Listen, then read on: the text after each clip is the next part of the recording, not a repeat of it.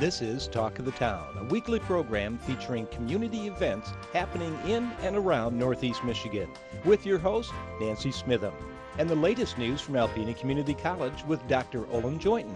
And now, today's Talk of the Town. Good morning and welcome to Talk of the Town. My first two guests today are here to talk about foster care.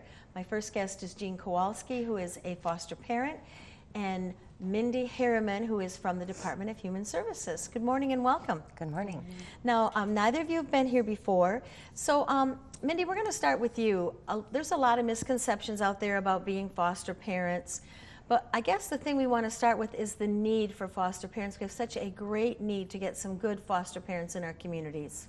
Yes, I agree 100%. Right now, DHS covers Tri-County area, and we most of our foster homes are full. So we are in desperate need of foster homes, safe, loving homes for children, a temporary place they can stay. Okay, and it's one of the misconceptions that you can make money being a foster parent. Right, and that is not true. The state does provide a small amount in order to meet the basic needs of a child, but other than that, it's definitely not an income. It is just to provide for the child. Okay, and what are some reasons why a child might be removed from their family? Most often, a child is removed due to abusive or neglectful situation, and by the time a child is removed, the court has made the decision that there's too high of a risk, a safety risk, for the child to remain in the home. Okay, and the hope is that the child will be returned to their home. That is always, or I should say not always, but most often the goal to begin with is reunification. It's up to the parents to make the necessary changes in their lives, and it's a temporary solution to that while they work on the changes they need to make, whether it's substance abuse or some parenting education. And then the children need a safe, loving environment to go to during that time. Okay, and Jean, you are a foster parent since 2011.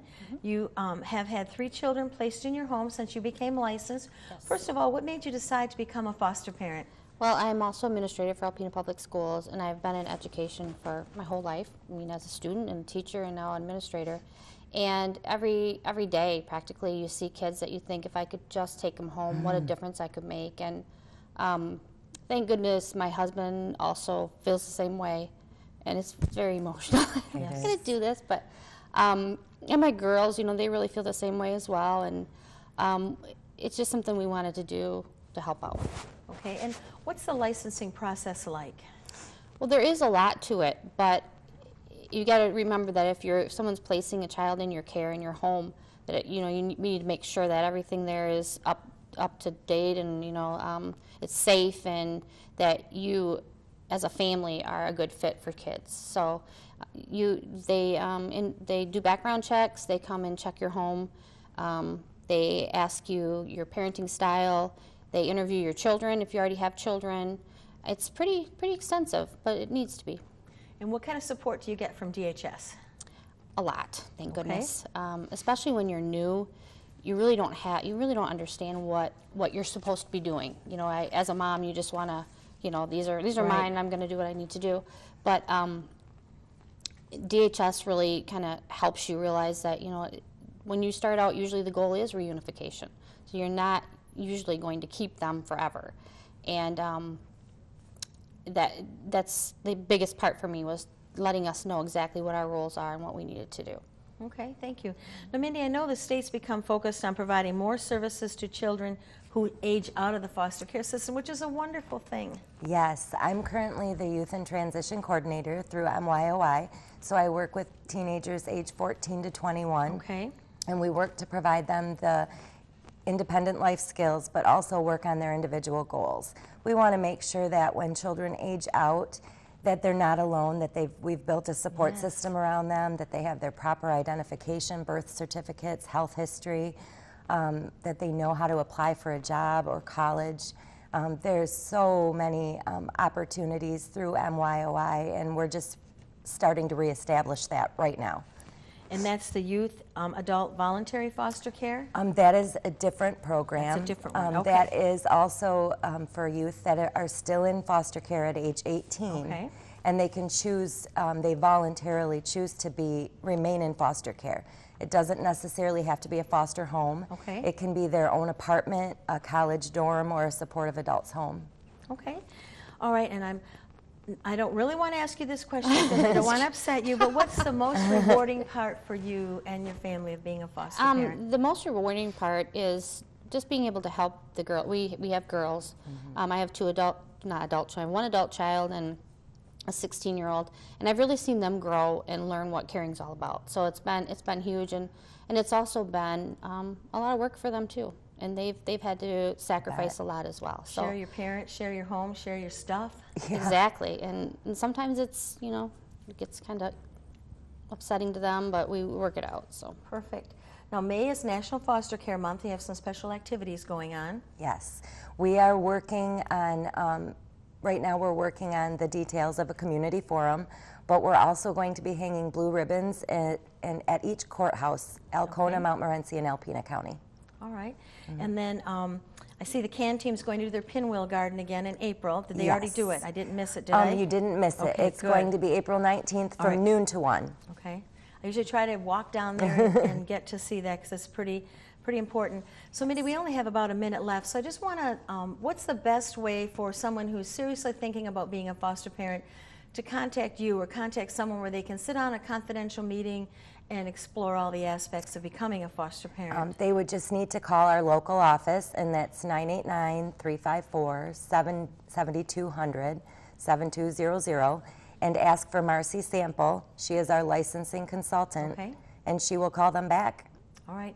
And just to let people know that, it is a wonderful thing to do. You do have DHS alongside of you every step of the way, making it easy, helping you with any issues and problems arise. And the hope is that the home will become safe and stable and the child can go back to their family. Yes. Okay, I want to thank both of you very much for being here, and thank you so much for what you do in our community and for you making sure that our children have safe places to spend every night. Well, thank you. Thank you. I'll be right back following these messages. Hi, and welcome back. My last guest today is Clint Boland. He is here from the Children's Advocacy Center. Hi, Clint. Hi, good to see you. Good to have you here. And the Children's Advocacy Center came about because of the Children's Advocacy Initiative. So why don't you start our audience out and tell them about the initiative and how it got started? I would love to. It started based on the Kellogg Foundation issuing a challenge to Northeast Michigan human and health providers to work together to identify the biggest need that children have in this region. And as you know, the Kellogg Foundation is very centered on children and meeting children's needs broadly. And that was in 2009, so we took about a year and a half. We were pretty deliberate and slow, but we thought it out. And we identified children's behavioral health as the greatest need, and that, talking about broad, that in itself is a broad spectrum. So we came up with 4 major components for our initiative, our proposal. The first is what's called system of care, and that's really comes out of the mental health community where agencies agree to work together using similar principles, guiding principles, and we seek to lock arms and create a seamless system for serving children. The second piece is a parenting initiative, and we have 2 that we have recently implemented and are operating in the 4 counties around Alpena, or 3 counties around Alpena and Alpena County. And that is a reboot of Day One. Oh, okay. And that was a in-home intervention where once a week a family worker meets with a family and helps them develop their parenting skills and improve the health of not only the family members but the home life as well. And that can last anywhere from 12 to 24 months. Great. Yeah, it is. It's wonderful, and it's been documented to be highly successful. It has a return on investment of about 17 to 1. Wow. So for every buck we spend on a prevention program like Day One, we end up saving $17 in system costs, and that includes, for example, in the justice system, the court system, the mental health system, the social services system, because it's such an effective approach. And we also have a volunteer complement to that, and it's called the Exchange Parent Aid Program, which is a volunteer-based program that mimics Day One, but deals with families in less crisis than the Day One program does. So that's up and running. And then we have a third initiative, which is on-site services. We initially started out with the Lincoln Elementary School Clinic. We have since moved to Hillman and have a clinic there. We also have social work services at Ella White and Thunder Bay Junior High. Wow. And we are going to be expanding this fall to at least one, if not two more schools in Mount Morenci.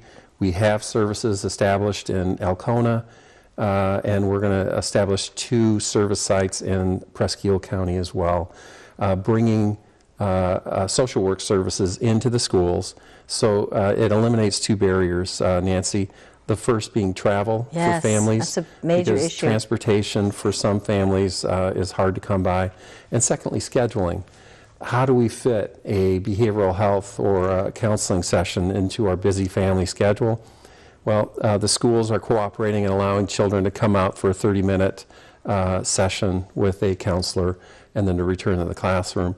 What we found at Lincoln School, which was our pilot clinic, was that behavioral health issues in the classroom have gone down and academic performance of the kids that are being seen has gone up. Wow. So it's a proven approach.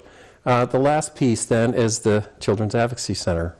And Alcona Health Center was a pioneer in establishing interview facilities at their Alcona County Lincoln Clinic under the leadership of Jackie Fitzgerald. They again led the charge and helped us establish a formal Children's Advocacy Center. Excuse me. Having trouble with the term. But Children's Advocacy Centers are established throughout the United States, and there's an accreditation process which we're going through right now. And so we have our facility open, it's operating. We've been interviewing kids and providing support for children who are victims of abuse. We have victim advocates at our center. We have trained interviewers who do nothing but, at least at the CAC, nothing but interviewing these kids. So they develop a expertise, if you will. And we have the cooperation of the court system, of law enforcement, of the prosecutor's office. Wow. And it's just a wonderful effort to stop child abuse. And as I shared earlier, and I know I've been doing a monologue, I apologize. No. And I keep saying wow, but it's because you were here before, but I'm just impressed. You started out, as you said, it took a while to get everything going because you were very methodical about it. You started slow, but you're out and you're running, and every time you come on, there's more and more wonderful things happening. Well, it is very good. And I think one of the great things is the fact that we, during this month of child abuse prevention, which April is, we're able actually to be a living testament to not only the Kellogg Foundation's investment, but this community's, and when I say community, I mean the 4 counties, this community's ownership of a facility and an approach that says, A, we're not going to tolerate child abuse, and B, when it occurs, we're going to directly intervene and care for families. So it's just been a tremendous, tremendous asset to these children that are being affected by abuse. And as I said, it's a great testimony to this region's care for their children. And so I know I've seen or heard something on the radio. You're still looking for more volunteers. Yes. The parent volunteers. Yes. So if you're a parent who's retired or have some extra time on your hands, or a grandparent, and you have those wonderful skills that we need to go work with children and families, teach them how to be safe and healthy and happy, why not give you a call? Come on in, get the training that you need, go out and mentor in your community. What a wonderful thing to do. Yes, yeah, it is. And the Exchange Parent Aid Program, interestingly, I mean, we're all aware of different service clubs that operate in our community. I have to say, before I got into this project, I was least aware of what the Exchange Club stood for. The Exchange Club's mission is to prevent child abuse. That's what they do. Wow. Just like the The Lions Club is focused on Glasses and hearing. glasses, yes. And Rotary, of course, is focused on youth, etc. Their focus, the Exchange Club, is child abuse prevention. And so they have a national model that they've established to create parenting programs on a community level. And so our Exchange Club connected us with their national office. We got training. We brought that training back here. We had 4 great people who attended that training, Julie Myers and Larry Swaski and a couple other folks. And they have been training volunteers. And so, but because the demand is so high for this parent mentor program that's called Exchange Parent Aid, we are constantly recruiting volunteers. So we do cyclical trainings. Okay. And so if someone is interested, can I encourage them to call? Yes, please, give us a number. 340-0960, and they can speak with Shelley or myself, Okay. and we will get them tied into the Exchange Parent Aid program. If for no other reason, just to investigate it, Okay. better understand it. If you call me, you're not making a commitment. It's just telling me you want to learn more. Okay. Unfortunately, we're out of time. I want to thank you very much for being here, and I'll look forward to talking to you again soon. Can I just share one phone number? Yep. And that is 888-444-3911. Okay. And if you suspect child abuse, Yes. call 888-444-3911. Thank you again. Thank you. Please stay tuned for Dr. Olin Jointon following these messages. Good morning, everyone, and welcome back to Talk of the Town. I'm Olin Jointon, president of Alpena Community College. My guest this morning, Mr. Tyler Smith. Welcome to the show, Tyler. Thank you. And you are an ACC student in the Computer-Aided Design Program. Yes, sir. And one reason for having you as a guest this morning is that you have recently worked with Mr. Brian Van Wormer of ESI to secure some employment at Omni Metalcraft, practicing and applying your skills that you're learning in the ACC program. Yes, sir. So congratulations to you and to Brian also, who was on the show a few weeks ago, for making that connection. How about a little bit about you? Where did you grow up, Tyler? Well, I grew up in Ossining, about 15 minutes from here. Lived there all my life. How about high school? Well, high school, I was actually homeschooled. I had the option of going to high school, going to public school, but I decided to stay at home, and I think it's done good for me. What was something that you particularly liked about the homeschooling program? Well, to be totally honest, I did enjoy sleeping in. But it was a good experience for me. Nothing against public schools, but I just preferred that. Was it your mother who primarily was your teacher? Yes, yes, sir. Any other resources that you used from the community, or sometimes I've heard about homeschoolers participating in athletic club sports of some kind? Yeah, well, we put together our own curriculum based on what Mom thought we should be reading. It met all the requirements, but outside of that, nothing really. We did have a weekly homeschool group in the school season, but other than that, nothing really. The group was for social interaction, or? Essentially. It was small at first, just a few classes, but it has grown over the years to actually be quite a big group. Great. Well, congratulations to you and your mom for bringing you to the point of readiness for college, and tell me about the process of selecting ACC. What motivated you to come to our doors? I think the most deciding factor would have been the cost. I can't afford a university right now, and ACC is close to home. Well, that's great to hear. That's one of our parts of our value proposition, how much you can get for so little, especially compared to going away to a university. And, you know, I see a lot of attention being paid to students who graduate from college with their bachelor's degrees and they have $80,000 or $100,000 of debt. Yep. And it's been, in addition to that, a lot of cost and financial stress for their families in the meantime. And I'm thinking, you know, if they'd only gone to ACC and had gotten their first 2 years before proceeding to the university, how much better off they would be. Now, low cost is one part of the value proposition. The other significant part is the quality that you know, I have a lot of confidence in the quality of the education we deliver. Is that something you would agree with? Yes, sir. I'm very impressed with the instructors. I've been working very closely with Mr. Cummins, David Cummins, for the last 2 years. He's been a great instructor. Don't have anything bad to say about him. That's great. That's great to hear. And actually, we courted him when he was working at Omni Metalcraft, and so he has personal experience of working for the company that's employed you. How did the interaction with Mr. Van Wormer come about for the purposes of placing you in this position? Well, I heard about the job opportunity through Mr. Cummins and visited ESI, dropped off an application.